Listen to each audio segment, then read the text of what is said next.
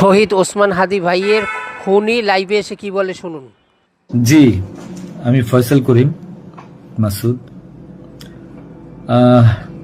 বিগত 12 ডিসেম্বর ওসমান হাদির নামে যে ব্যক্তির হত্যা মামলা আসামি আমাকে করা হয়েছে, আসলে আমি এই মামলার সাথে এই ওসমান হাদির যে হত্যা, এই হত্যার সাথে আমি কোনোভাবে প্রত্যক্ষ বা পরোক্ষভাবে জড়িত না।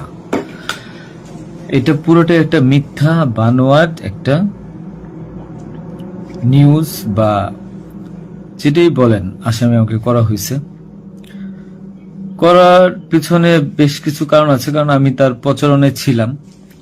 আমি তার অফিস বলেন, আড্ডাখানা বলেন, যেটাই বলেন আমি সেখানে ছিলাম। সেখানে থাকার পিছনে মূল কারণটা হলো, আপনারা জানেন যে আমি অ্যাপেল সফট আইটি নামে একটা প্রতিষ্ঠানের মালিক। বিগত 10-12 বছর ধরে এই প্রতিষ্ঠান আমি চালাচ্ছি। এই প্রতিষ্ঠান থেকে আমি প্রায় 20-30 কোটি টাকার কাজ করেছি উইদাউট তদবির, সুপারিশ ছাড়াই। কারণ আমি ব্যাটল অফ 71 এর প্রতিষ্ঠাতা। ব্যাটল অফ 71 এর মতো একটি গেম বানিয়ে আমি বাংলাদেশে জাতীয় পুরস্কারও পেয়েছি। আমি সফটওয়্যার ইঞ্জিনিয়ার, আমি এমবিএ করেছি। এখন কথা হচ্ছে সেটা না, কথা হচ্ছে যে আমি সেখানে কেন গেলাম।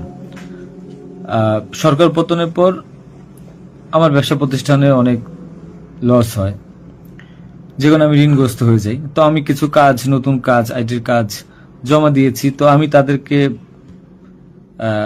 জমা দেওয়ার পর আমি দেখলাম যে তদবির সুপারিশ এখন দরকার হবে, কারণ যেহেতু আমার ব্যক্তিগত প্রোফাইলে এখন কোনো কাজ হচ্ছে না। তো আমি ওসমান হাদির ওখানে যাই, তার সাথে কথা বলি। বলার পর সে আমাকে আশ্বস্ত করে বলে যে সে আমাকে কাজ পাইয়ে দিবে। এই বাবদ সে 5 লাখ টাকাও চায়। আমি 5 লাখ টাকা দিই তাকে। নগদ চেয়েছিল, আমি নগদই দিয়ে দিয়েছি।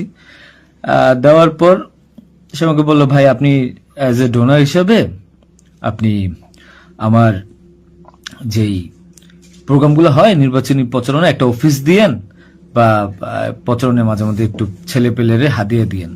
তো সে হাদিয়াই বলে আসলে বেসিক্যালি।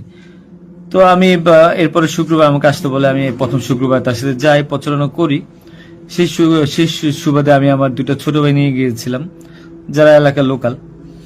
তো এখন তাদেরকে হয়তো আসামি করা হচ্ছে, আমি জানি না। তারা কিছুই জানে না, যেমন আমি জানি না, তারাও জানে না।